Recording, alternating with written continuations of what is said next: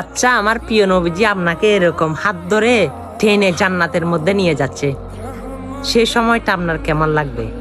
অবশ্যই নিয়ে যাবে। আপনার জন্য তো 63 সাল জিন্দেগি আমার রসুল উম্মতি উম্মতি বলে কান্না করেছে। সে কঠিন হাসরের ময়দানে গিয়েও সবাই বলবে ইয়া নফসি নফসি, আমার নবী বলবে ইয়া উম্মতি উম্মতি, আপনার জন্য কান্না করবে। অবশ্যই কি করবেন? সেই নবী যদি আপনাকে হাত টেনে যদি জান্নাতে নিয়ে যায়, সেই আমলটা কি? অবশ্যই আমলটা শুনুন। আমলটা হচ্ছে হাদিস।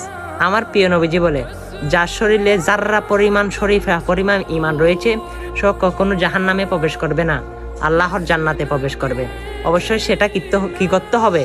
এই হাদিসটা সকল মানুষের কাছে জানিয়ে দিতে হবে, শেয়ার করে দিতে হবে। আর আপনার তো আমার মনে হয় জান্নাতের প্রয়োজন নাই, যার যার জান্নাতের প্রয়োজন।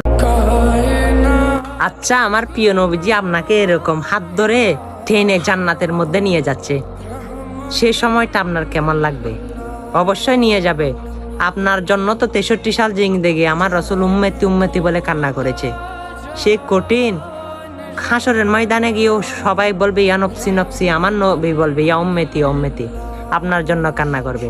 অবশ্যই কি করবেন? সেই নবী যদি আপনাকে হাত টেনে যদি জান্নাতে নিয়ে যায়, সেই আমলটা কি? অবশ্যই আমলটা শুনুন। আমলটা হচ্ছে হাদিস।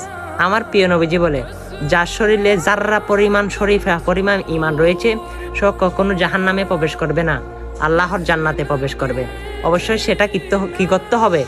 এই হাদিসটা সকল মানুষের কাছে জানিয়ে দিতে হবে, শেয়ার করে দিতে হবে।